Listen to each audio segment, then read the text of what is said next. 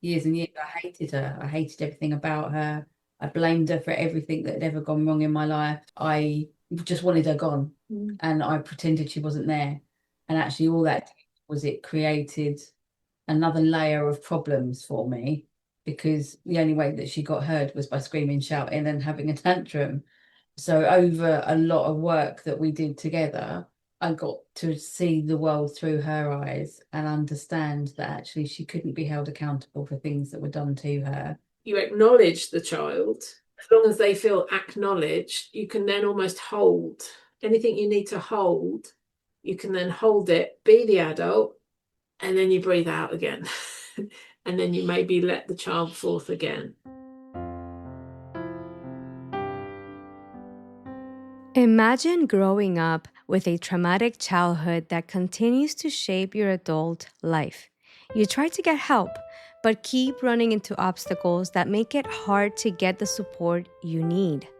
All the while, your inner kiddo is struggling, just wanting to be seen, understood, and cared for.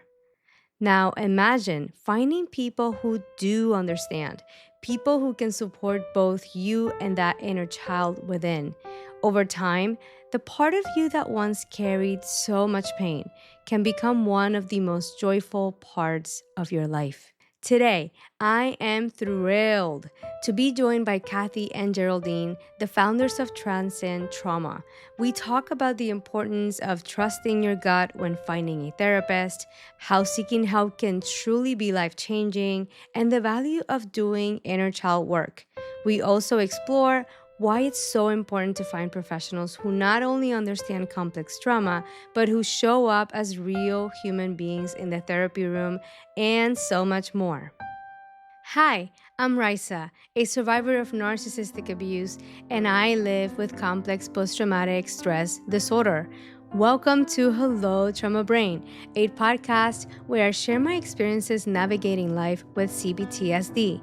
My hope is to help destigmatize mental illness and provide support not only for those living with C-PTSD or loving someone with this diagnosis, but also professionals who support clients on their healing journey.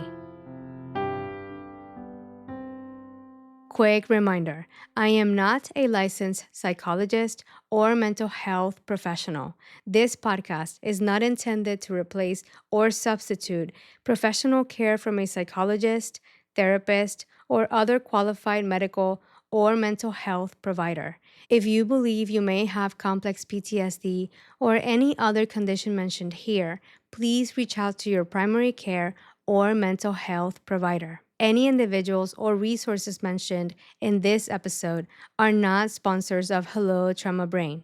The opinions shared by this week's guests are entirely their own and don't necessarily reflect those of Hello Trauma Brain or me as the host. This episode may reference trauma or abuse. Listener discretion is advised. Please remember, you can always pause or skip this episode at any time. And now, let's get back to the show.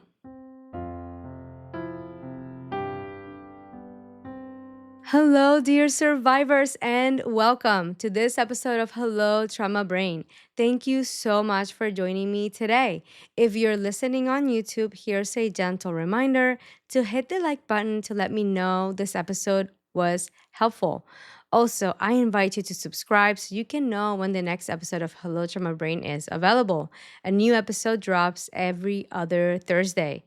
I want to officially welcome any newbies and also returning listeners. I'm so glad that you're here. I wish you didn't need this content. And please know you are so not alone. Quick check-in. I'm going to keep it brief because I am running behind schedule. And quite frankly, I feel like the overall state of mind that has been happening for the last few weeks is I'm starting to feel better. I do want to talk more about this in an upcoming episode. But for now, what I will share is this. I have found out some really important information about myself and how my brain works. And in the past few weeks, I have been implementing some accommodations that I didn't have before. And let me tell you, the difference is night and day. Just how I am allowing myself to be. The rests are helping tremendously. The time blocking has been a game changer. I cannot even begin to tell you how much my life has improved with these new accommodations that I have been doing. And at the same time, a part of me is so sad that it took me 37 years to figure this out. And honestly, I have no idea how I got through up to this point. I guess my ability to adapt and just make it work was all I had at the time. But now that I'm starting to make things easier for me, my nervous system and my whole days are just looking so different. I definitely want to keep the momentum going. And I feel like a very important criteria for me these days is if the thing makes my life better, joyful, easier, more calm, we're going for it. And if it doesn't meet that criteria, it's kind of going out of the window at this point. And that's going to be the end of my check-in for this episode.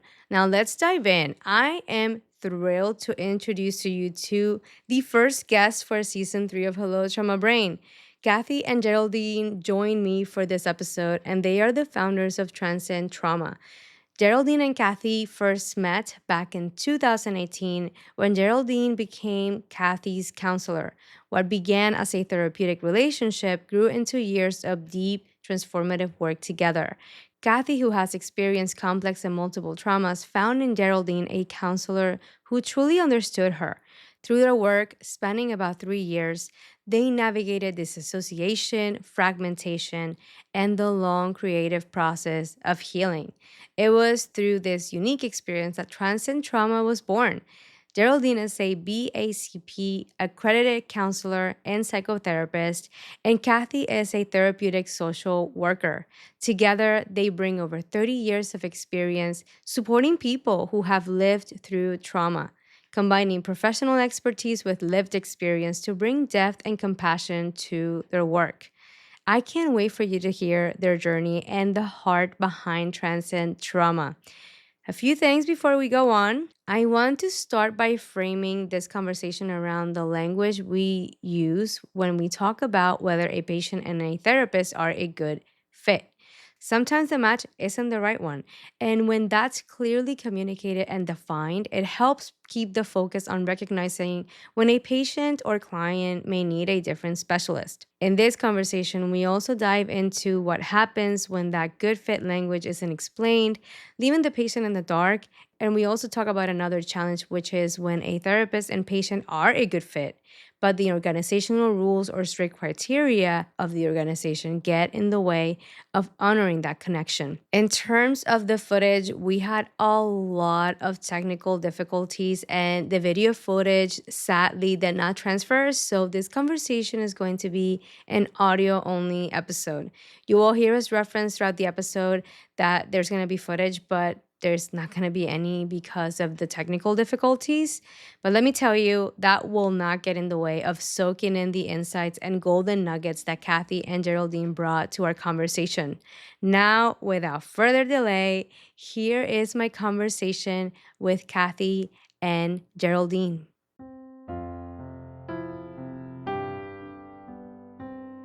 Hello, dear survivors. I am so thrilled for you to meet Geraldine and Cathy.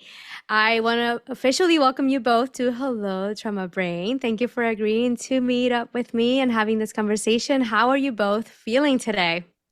They don't know what we've just been through, do they? We're feeling great. We feel really chilled. Wow, it's been a journey to get here. It's like we've travelled to you, as opposed to actually just being in the UK. Yep. To give some context to the listeners, it took us 47 minutes to get ourselves to a platform that worked. Yeah. It took 3 different platforms, but we've landed in Zoom. And here we are, fingers crossed this conversation is going to happen. Yeah. Cathy, how are you holding up? Yeah, okay. It's been a moment, hasn't it? So, but I'm glad we arrived. Yes. Yeah. Let's do this. Let's do this. Me too. Let's do it indeed. I wanted to start off by asking you, how did you both meet? I approached an organization when I first realized that I needed some therapy, some specialist therapy, and Geraldine was my allocated worker. So it was short-term work.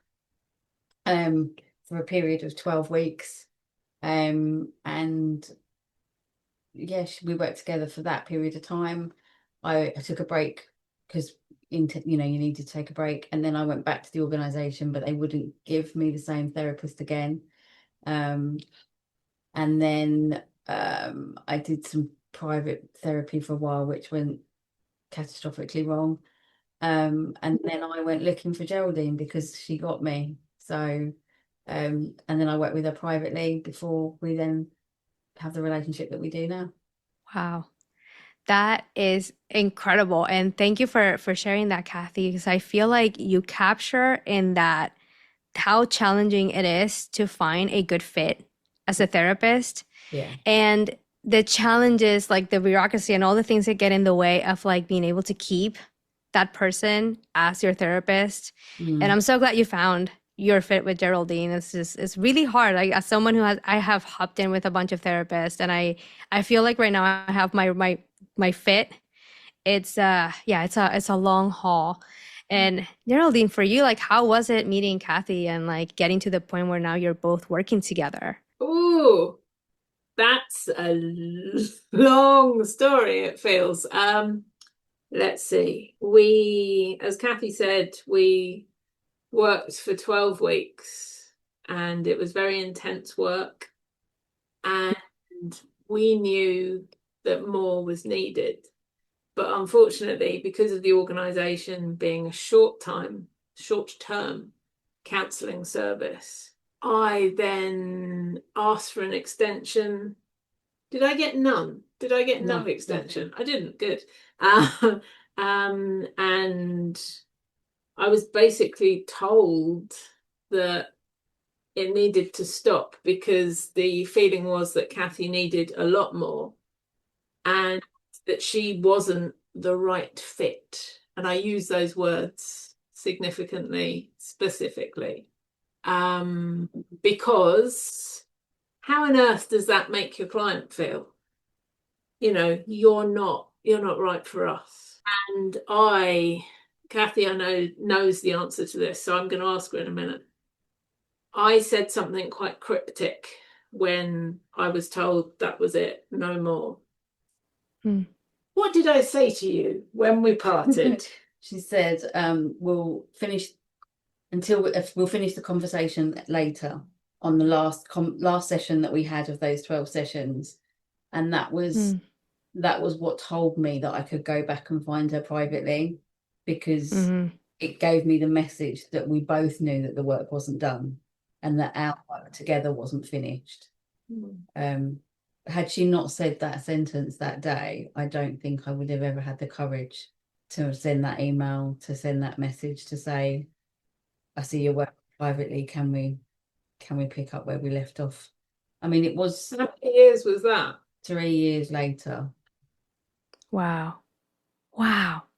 That's a long time. And I can't remember your original question, but It's okay.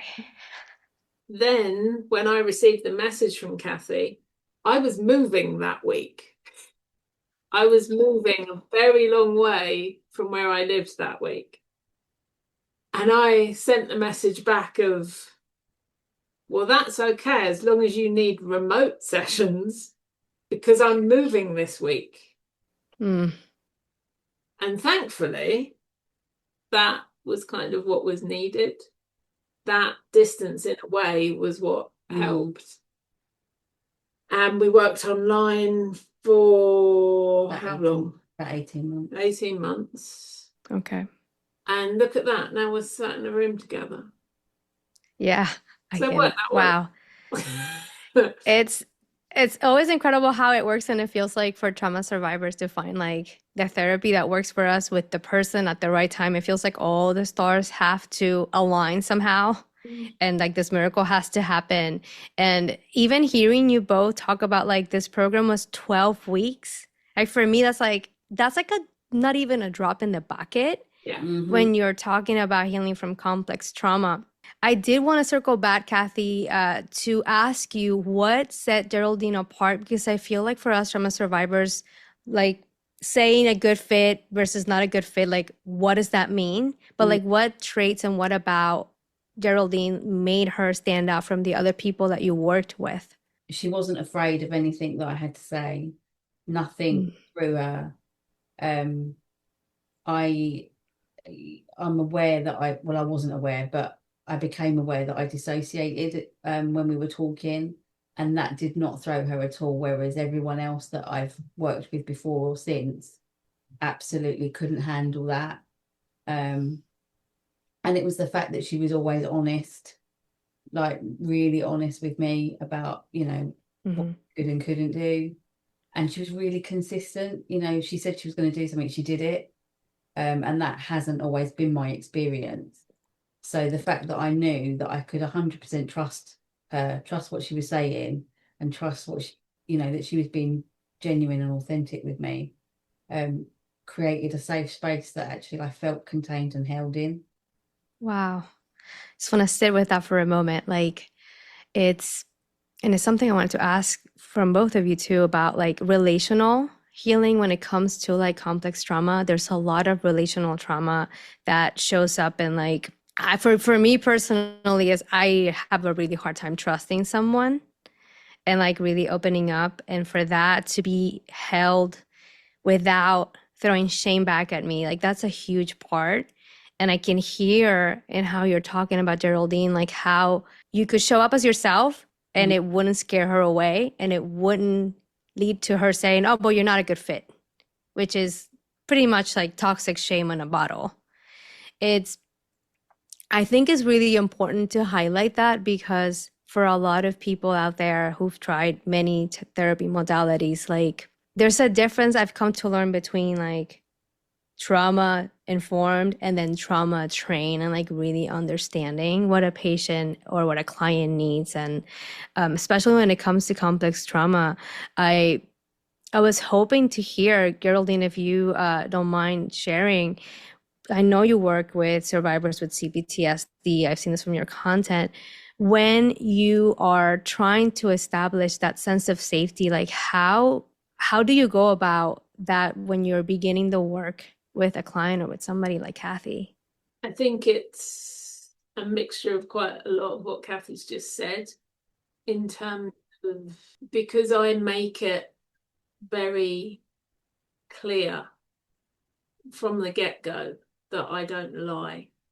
And that to me is how you build trust. Because if you're saying from the start, I am going to be consistent and I'm going to be honest. And I, as Cathy has heard so many times, I'm a human being first and I'm a counsellor second. So I'm aware that sometimes life happens. And that was the crazy thing when we started working together privately, because with that session two, I had a life event occur that meant I had to say, I'm not going to be able to do it today. I'm so sorry. And being aware of how much it had taken Cathy to come back. And I'm just like ripping my hair out in terms of, oh my God, she's not gonna, but I'm honest. And I send that message through. And the irony was that she's got some sort of going on. She knew that something wasn't right in her waters. She knew. And so when I sent the message saying, look, I'm so sorry, I'm stuck in a hospital with my dad, bear with me, it's not going to happen today. The honesty and the fact that I'm always honest meant that Cathy, could kind of almost go, okay, right, I believe her. Let's reschedule. Everything's fine. So that sense of being consistent, being always genuine. Because how on earth do you build any sort of relationship with anyone if you're a mask? You can't. You have to be real. And in that realness is the human bit. So in terms of relational, you're saying I'm a human being too. And stuff happens for me too. And look, I have some issues today. Rather than being, I'm the expert, you've got to do what I say. No, you're the expert. Your client is the expert. They are the expert on themselves. I know nothing in comparison to my client. Have I answered that? I don't know. You did beautifully, and there's a few things I want to pull from, because I'm still thinking of you saying I'm a human first and a therapy second. Like, you're leading with that humanness, and I think that's so important, because I have had the therapy where I think I've heard Pastor Tehan call it the blank slate, where it's like you're talking to them and they're just acting completely unaffected. And I think what makes it re-traumatizing, in my experience, to have that happen in therapy is I'm recovering from being exposed to people who were unaffected by me. They were not attuned to me. They were not realizing the impact they had. So then to be in a session with someone who's unaffected by what I'm saying, it's just like, I found it re-traumatizing. And I feel like that humanness that you bring into your sessions, Geraldine, like that's the key piece. And that's how, oh, my alarm just went off. I forgot to turn it off. Yeah, that's my body check-in. That's it, an hour. No, we're good. It's a body check-in I have for the weekend. For those of you who are familiar with my article and listening to my screaming body, you know what that is about. But back to this. Speaking of being human, I feel like that is one of the things that was significant to me, especially in the therapy modality that I'm doing now. Like, when I hear you talk about how honest you are, it just makes me think about the transparency. Like, narcissistic relationships are anything but transparent. The person doesn't show up to the thing. They don't tell the other person what's going on. And there they are sitting for 3 days wondering, what the hell did I do wrong? What's going on? Like, you telling Cathy, hey, this is what's actually happening in my life right now. We're not going to be able to do the thing. That's clear communication. Yeah. Cathy knows what's going on, and she's not going to sit blaming herself for 3 days because you didn't say anything. Gold star for that. That's, like, in a nutshell, something that I think it's so important when we are looking for someone to work with. Like, are they transparent? Are they communicating clearly? And are they showing up as a human being, and is what I'm saying affecting them? Like, are they having a reaction? Because I don't want to go too much into a tangent, but I will also highlight that a lot of my journey has been realizing that something I thought was normal was not. And how do I learn that? By seeing the other person go, they said, what? What? That's so wrong. And then I go, oh, is it? I didn't realize it. But if they just act like I just said I'm having breakfast on a Tuesday, how am I going to know? With that being said, I wanted to check in, like, is there anything landing for you? Anything you wanted to add, given what I've said so far? I feel like quite a lot could be landing for you right now. Yeah, no, that stuff you're saying about kind of people showing up and being, you know, when I said that I'd had some private therapy after that short-term organisation, and it was catastrophic. It was catastrophic in as much as that therapist didn't show up, physically didn't show up. She missed over 40 appointments. And that whole thing around, what have I done wrong, and sitting with that of, you know, I'm not a good enough client, I'm not worthy of time, I'm not enough, any, you know, fill in the blank yourself kind of thing. Yeah, exactly what you've just said, that thing around not being transparent. You know, the amount of times I said, if you can't do this, just tell me. Just, you know, that's all I'm asking, is just tell me.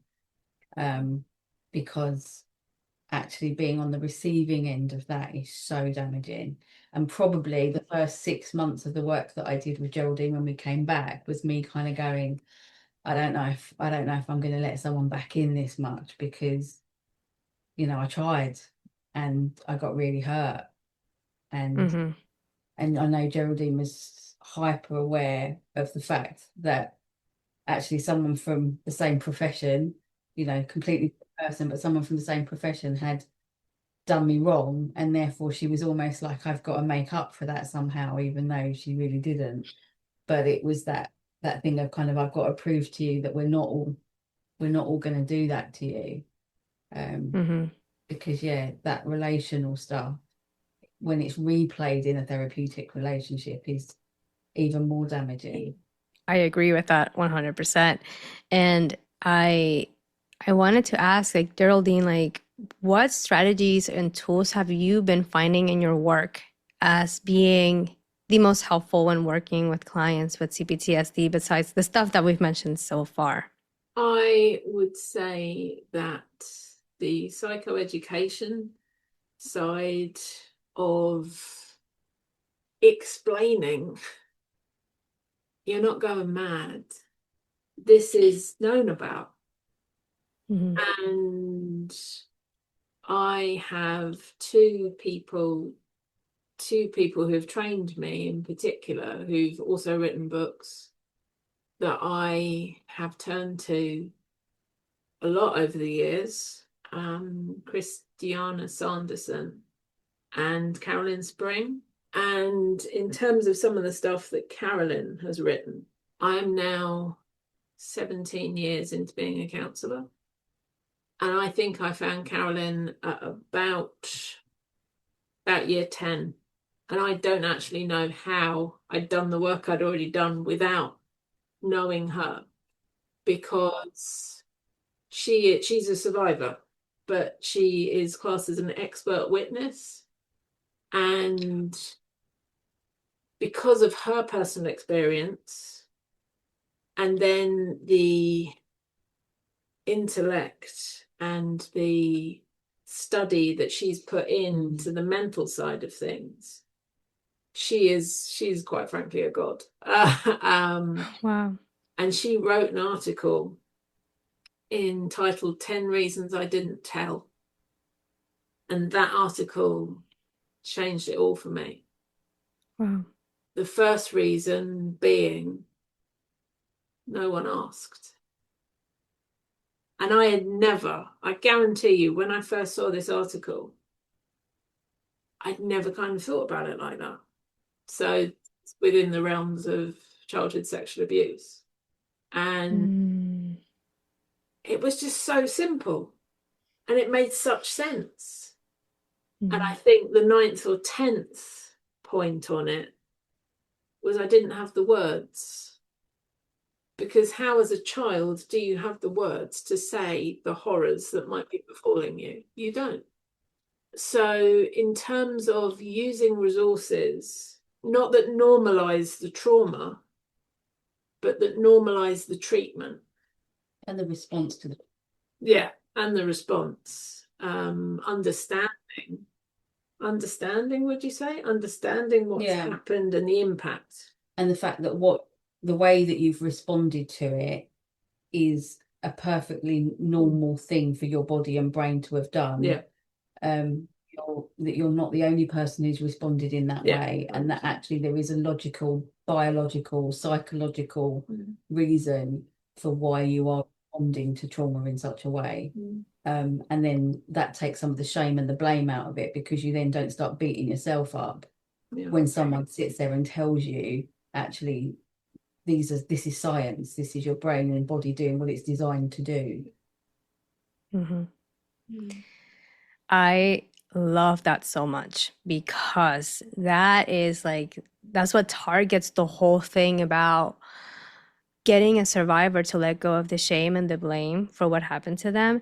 And it also stops treating them like something is wrong with them. Like I forget where I heard this, but I heard somewhere, it might have been a podcast, and it was a therapist saying that, like, he likes to ask, not like, he doesn't ask what's wrong with you. What he likes to ask is what happened to you.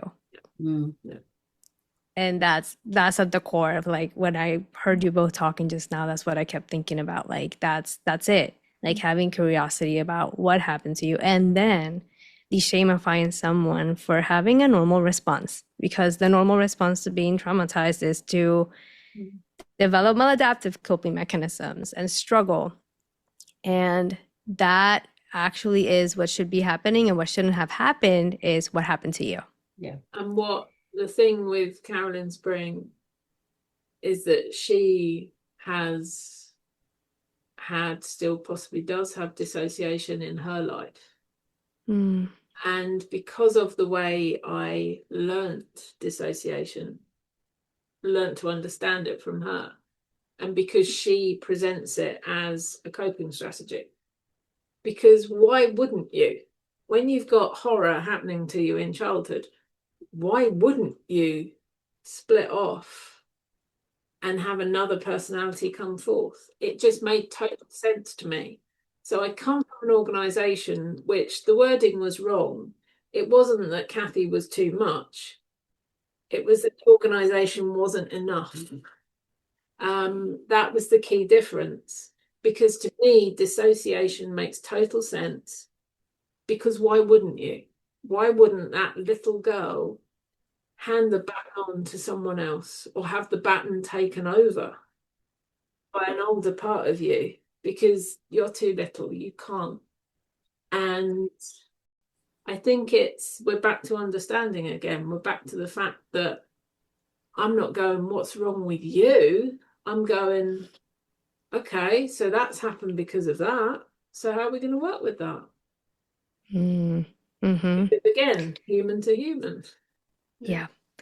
And it also makes me think of how I've heard survivors say this, and I can say this about probably most of my trauma, like the actual traumatic event in of itself was not as traumatic as the reaction or the lack of reaction to the traumatic event.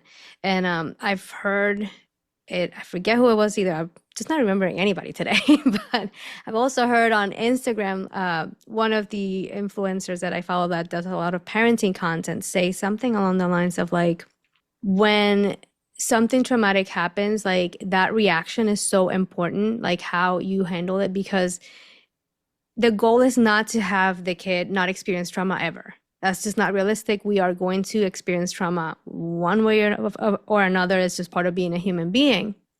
But what you want to build is the resilience to the traumatic event. So like for anyone out there who's just trying to like bubble their kid and like nothing bad is ever going to happen to you, like that's going to be harmful, because when something bad happens to that kid, what are they going to do? And if you didn't teach them how to deal with it, they're going to crumble apart. And if you cannot deal with them crumbling apart, that's going to be what really traumatizes them to the point where they will probably need therapy for the rest of their lives, like I am right now. Yeah. Or when a significant caregiver, when they can't handle it, and therefore they then almost pin it back on you, or the way in which they deal with it creates that shame, that blame. For it's like double, isn't it? It's almost like the worst happened, they can't deal with it, now what? And that's possibly when other maybe maladaptive, don't like that word, but coping strategies take place, because you start to self-harm or whatever it might be, because that caregiver can't hold you. Hence, therapy for life.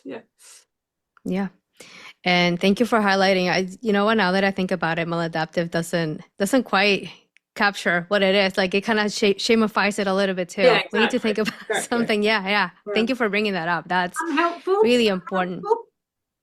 Unhelpful coping strategy. But that's still but anyway, we'll figure a term out. But I also did wanted to transition into something I've seen a lot in your content. I know you have workshops where you're highlighting inner child work, which to me has been like the piece of the puzzle that has really been moving my own healing. So I wanted to first off ask you to kind of explain what it is for those of you that are listening and are thinking, what the heck is inner child work? If you can explain to us what it is in a nutshell. So inner child work is, we all have an inner child, whether we acknowledge them or whether we don't acknowledge them, whether we've had trauma or whether we haven't had trauma, we all have an inner child. It's that part who we were. It's that part of us that kind of feels joy at simple things. It's the part of us that wants to be playful. It's that thing. Whether we have a relationship with our inner child or not is a very different thing. And that's kind of what we do in inner child work, is we try and build that connection, we try and build that relationship, we try and look at what what went wrong for that younger version of you and what can be worked with now, what can be healed now, what can you as the adult now do to soothe, comfort, reassure that younger version of you that does still exist inside you.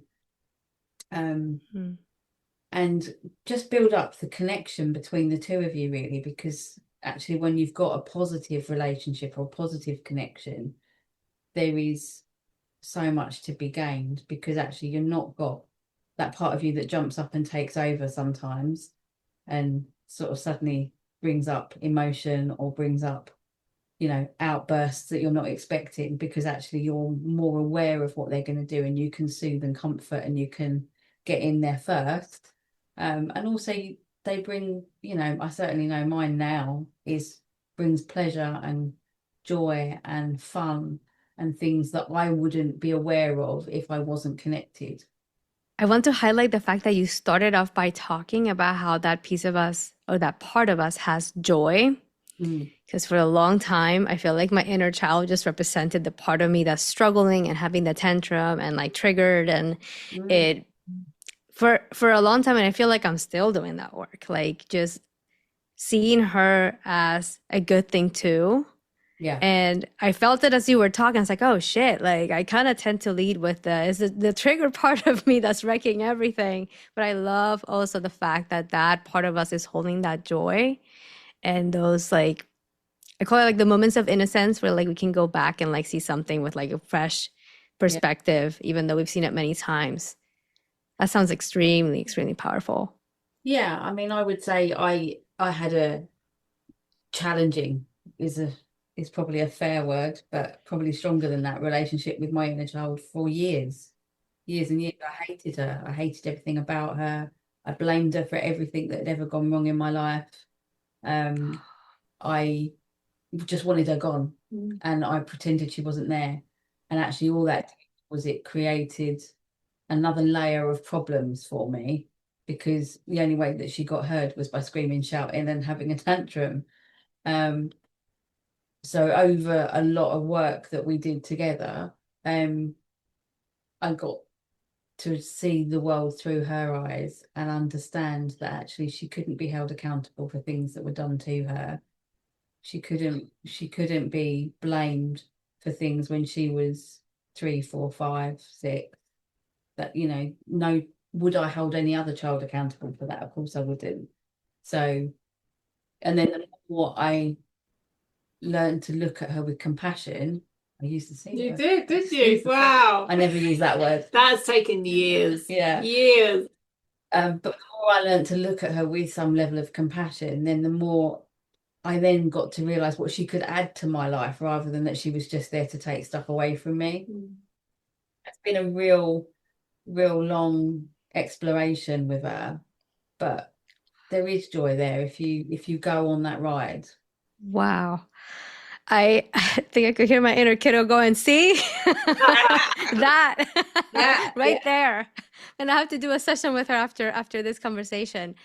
I love everything that I'm hearing, and I thank you for adding also that it took years for you to get there, because a part of me almost felt like a little bit of shame, like why am I not there already after all this work? And Geraldine, you kind of threw it takes time. It takes so much time to recover that part of ourselves. I am curious. I wish I could go to your workshops and travel to your country and hang out. For anyone listening who might be thinking about going to your workshops, like what can they expect from attending one, and what benefits can they potentially get from doing this type of work? It fascinates me because we have now encountered a lot of different people's experiences with their inner child. I've been told by clients in the past, no, I haven't got one of those. She left. And I have to say, no, that's not possible. She can't leave. You can't lose her. Right. I guarantee you she's there. And I'm very pleased to say that client in particular is now very good friends with her inner child.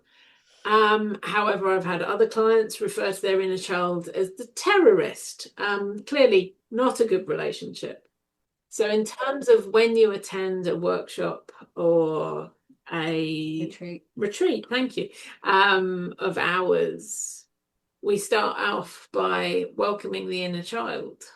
So we welcome the participants, but we separately welcome the inner child.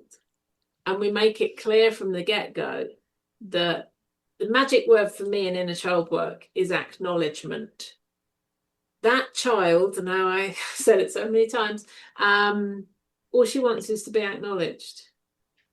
That's all they want, is to be acknowledged. Because if they have been blamed, if they have been shamed, if they've been held accountable for all that's gone wrong, and suddenly they're in a space where someone's saying, it's safe, you can come too, we welcome you, we want you to come, we want you to be here. That permission immediately sets you off on a different footing. And then the activities that we do, the letter writing, say, the photograph work that we do, that's where we work with that child then, and then the adult who they are now, and how that adult is the person that that child needed then, but that adult didn't exist then. That child has that adult now. Mm-hmm. They couldn't have had them then. They were too little, and that adult didn't exist. Yeah. So all those people that come, you've got to come, Raysa. All those people that come to the workshops, they're in the kind of place where they either want to explore, they are aware. You know, there's no sense of someone. We haven't had haters, I don't really think, on workshops. No. Maybe a bit slightly dubious. Yeah.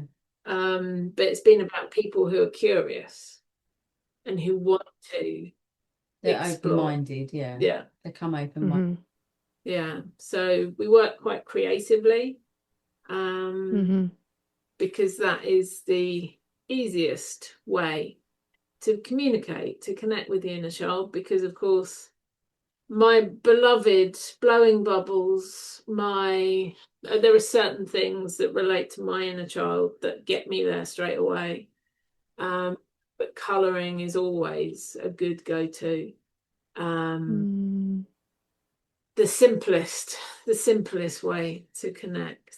And it's about being willing to be there, to offer the space, to offer the time, to explore maybe what's coming up. Why is this coming up for me? What's happening for you? You know, that kind of third person response. Working it out. You know, it's because I felt abandoned. That's why I'm feeling angry. That's why you've got that anger, because I feel like you abandoned me. And if you hear that, how do you respond to that? Do you respond to that with compassion? Well, see how you respond to it. Or do you respond to it with anger? And then that opens up that inner world. You okay, Raysa? I am. I got very emotional hearing you talk about this, and I'm sitting with it because I can feel it. It hits deep. Yeah. And there's another. She's a counsellor called Samantha Lee, and she taught me on online workshops. The child reacts, the adult responds. So any reaction that comes, and I am very quick. I emote. I have emotion quickly, and that to me is my child reacting, and the adult responds. So something just happened at the very start of this conversation, and the child I knew wanted to. Oh, she could go there, but no, because I'm being the adult right now, and I need to respond as the adult. And as Cathy talks about as well, it's almost like you acknowledge the child. As long as they feel acknowledged, you can then almost hold anything you need to hold, you can then hold it, be the adult, and then you breathe out again. And then you maybe let the child forth again. So, you know, stuff that you're currently holding, Raysa, you may well, you know, after the conversation, you might breathe out and you might have stuff come out, you know. Yeah. I can definitely see, like, I can feel the stuff that's already like coming up for me, and it's really really validating to hear you both talk about this, because I feel like the inner child that I've been doing, it's been through the RRP therapy modality. That's the relationship recovery process. And I feel like pretty much like inner child, there's just the components that are still the same. Doesn't matter like what therapy modality is using them. And acknowledging inner child, acknowledging their experience, holding space for making okay for them to feel the way they feel. Doesn't, like, there's no good and bad emotions. Like, any emotion is there with a purpose for you. I feel like that's really important.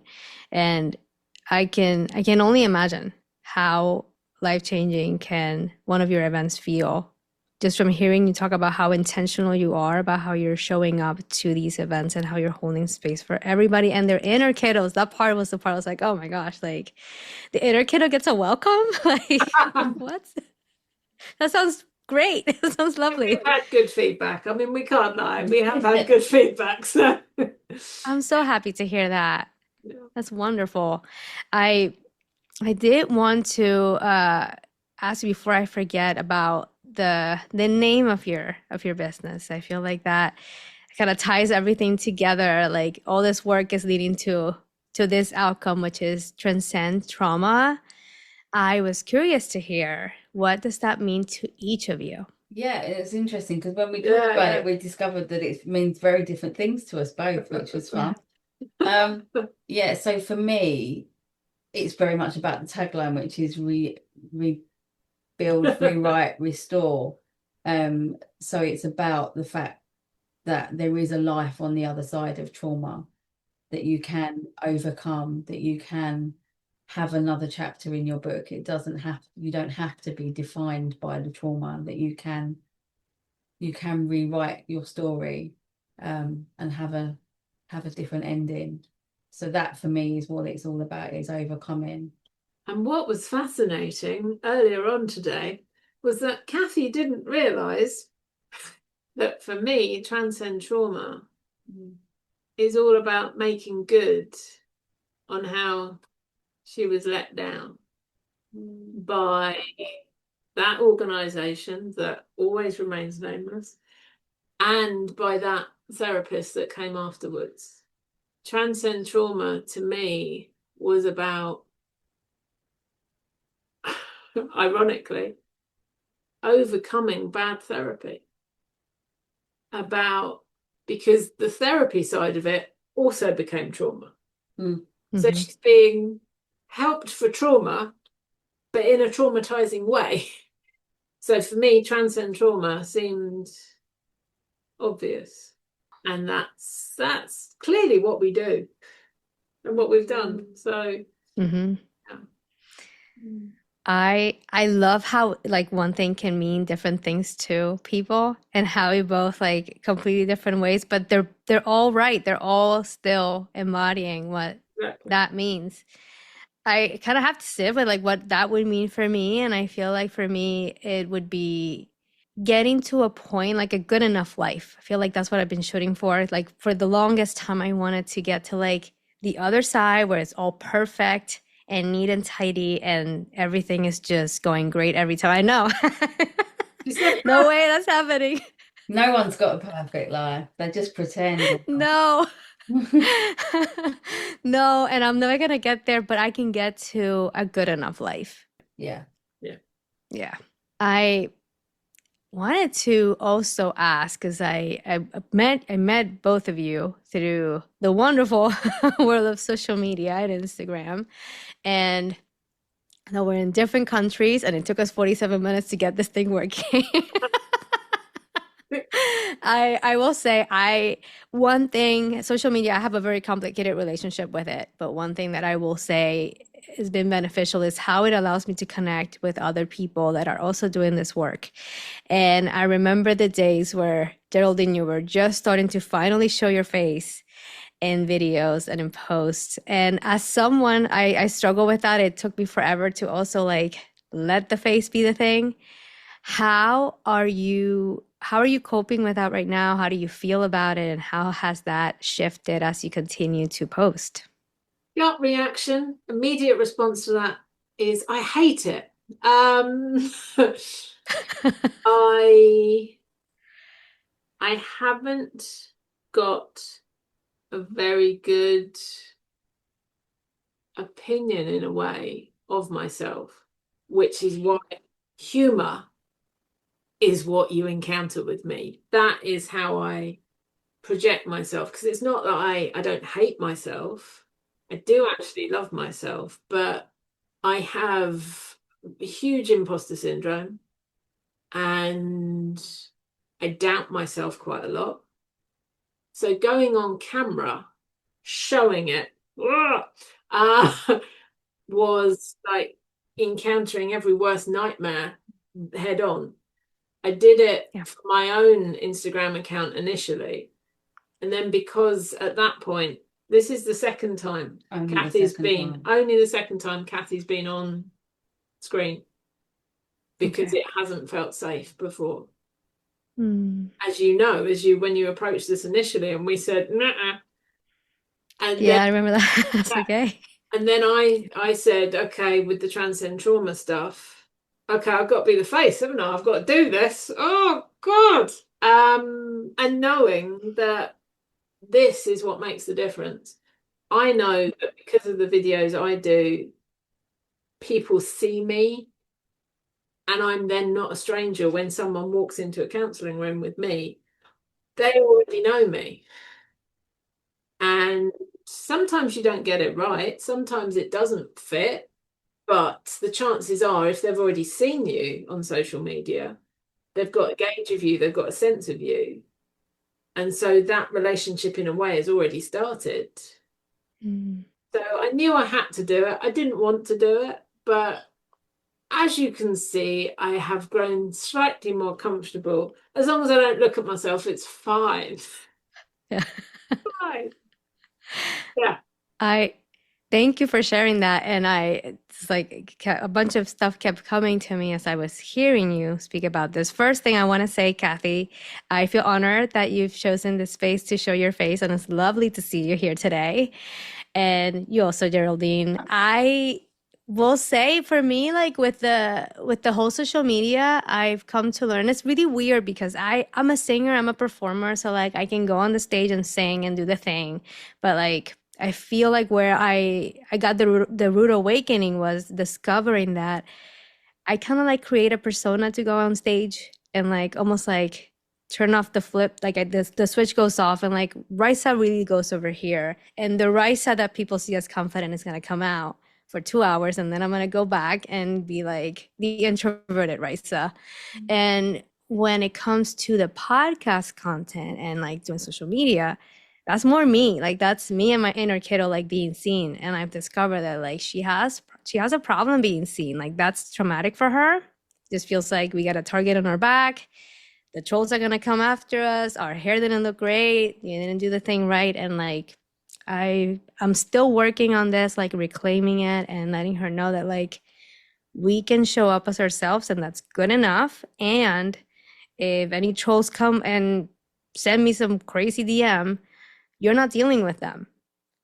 I've got you. I'm going to be the one stepping in, and I will block them. I will not engage with them. I'm going to do whatever I think it's going to protect us, but you don't have to figure that shit out anymore.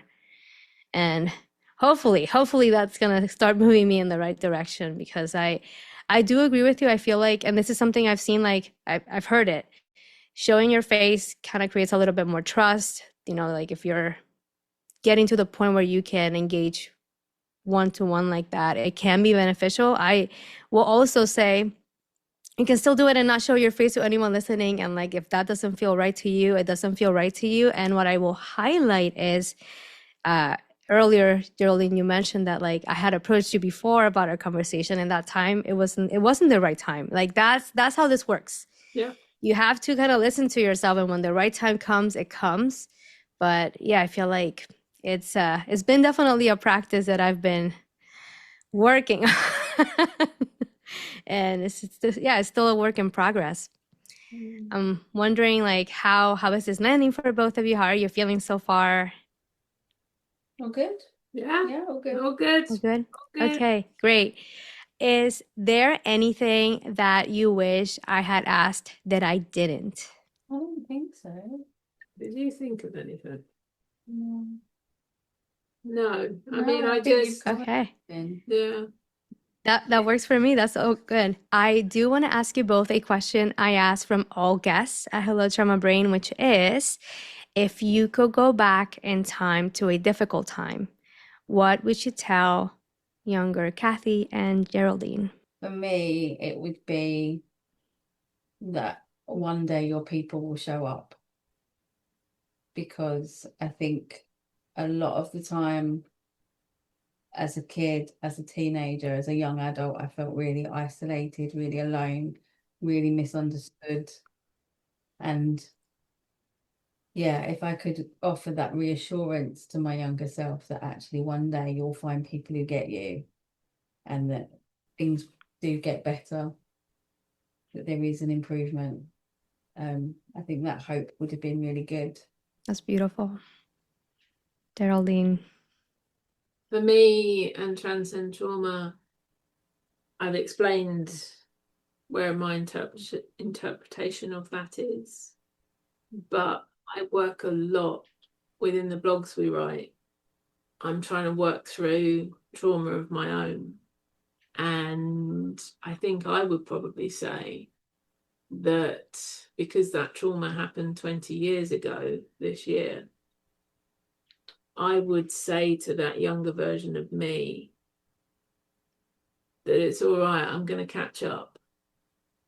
I'm going to put into use the stuff I've got now as the adult in order to help you. And I'm going to catch up with you. Mm-hmm. So almost like, your tribe will come. Yeah. I'm coming for you. I'm going to take care of you. Yeah. I love that so much. And you can literally put both of the things you said in a mug and sell it. And I buy both mugs. It's so good. Merch. Coming back for you, baby. Yeah, we've got a range of merch we want to do. Anyway. I've been thinking about merch too, so like you're not alone on that boat. We'll see if I get there. I did want to before I forget, to anyone who is new to hearing about Transcend Trauma, what are the best ways to connect with you? Where can people find you, and what do you have going on? So we're on Instagram, Facebook, LinkedIn, TikTok. And we have our own website at transcendtrauma.co.uk. And the biggest thing that's currently happening is that we are going for charity status. Okay. In the hope, because we also run a walk talk group each month, which is literally where you walk and you talk. And we have an online support group that runs again once a month. And the hope is that with the charity status, these, as well as some of our retreats, some of our workshops that we run kind of seasonally, the hope is that we're going to get some funding to make it more affordable so that we can invite more people, we can throw out the net for more people. We just want more people to be able to access it, because the feedback we get is that actually there's lots of people who want to come, but obviously overheads. So yeah, if we can get grants to fund that would be amazing. So becoming more accessible, that's the word, becoming more accessible. I love that. Best of luck. I hope you get it, because we need these programs, we need this help. I feel like yeah, accessibility is one of the number one reasons people cannot get the help they need. And I feel like that's not right. And I'm rooting for you both. P.S. Walk and talk, brilliant. Bilateral stimulation and talking this, that's so great. good. So good. I am so glad you're both here. I want to take a moment to acknowledge the work that you are doing, not only together, but also the work that you've done individually and working on your own things. I feel like it starts there with the work that we do in ourselves. And then now you're pouring that cup and just offering it to other people. And that's inspiring, so needed. And I'm so proud of you both. And thank you for joining me today. It's been lovely to have you here, and thank you for being so patient. I want to say, like, the listeners, you didn't see this part, but like it was really calm and chill to go through the things. Like we had some really hard things going on, and it's a big difference. I've done hard things with people that are not good at that, and it's just so much stressful. But this, we just I remember Geraldine kept saying, "You're good. Don't be stressed. We're good." And we did make it. We were fine. I know. As long as like, you oh were my cool, gosh. though. As long as you were cool. We needed you to be cool. Oh man, thank you so much for agreeing again to do this. I've had such a lovely time, and it's been a pleasure having both of you and your inner kiddos here today with me and my inner kiddo. Yeah, huge. Awesome. I thank you, Raysa, because you are so easy to talk to. Thank you. And in terms of being able to see that connection between you and your kiddo, you got it. It's there. And, give her a hug. Yeah. I will. Thank you so much. I'm sending both of you and your inner kiddos a hug as well. It's been a pleasure having you at Hello Trauma Brain, and thank you so much for saying that. That felt really good to hear. Thank you. Yeah.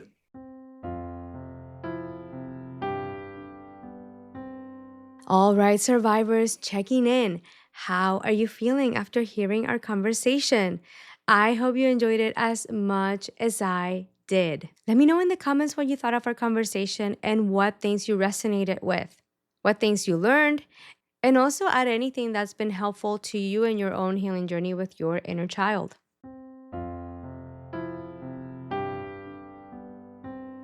In this episode's healing invitation, I want to offer you a few things to reflect about that were inspired by this episode's guests.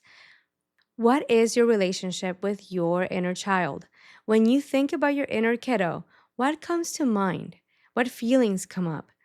What does your inner child represent to you? I invite you to take some time and hold a welcome ceremony for your inner kiddo. Whether you realize it or not, your inner kiddo is already a part of your life, and they are with you all the time. I love some of the ideas that Geraldine shared when talking about how she connects with her own inner kiddo. I also loved how Cathy emphasized how the inner kiddo can represent joy. I invite you to try some of those activities that Geraldine mentioned, which included coloring, blowing bubbles, or simple kid activities that can help you reignite your connection with your inner child. Please let me know in the comments how this episode's healing invitation goes if you choose to accept it.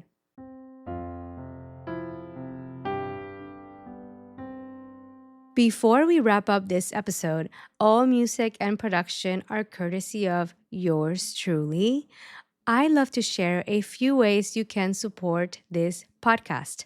Subscribe and leave a 5-star review on Apple Podcasts, Spotify, Amazon Music, or whatever you're listening. Share this episode with anyone you think might find it helpful. Follow the podcast on Instagram at Hello Trauma Brain. Subscribe to the Hello Trauma Brain YouTube channel and hit the notification bell to be the first to know when new episodes go live. And if you like, you can also make a donation via PayPal. Thank you in advance for your support.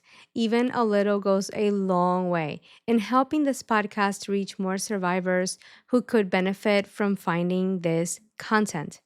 No worries. Links to everything will be in the show notes. Thank you for joining me, Cathy, and Geraldine today. We hope you found this episode helpful. I wish you the best as you practice connecting with your inner kiddo. It is time for our farewell affirmations. I invite you to repeat after me. I welcome the belief that I am enough.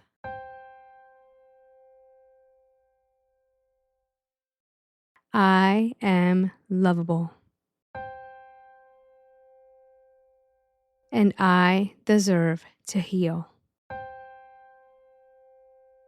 May you stay well and safe. I will talk to you next time, and thank you for your presence.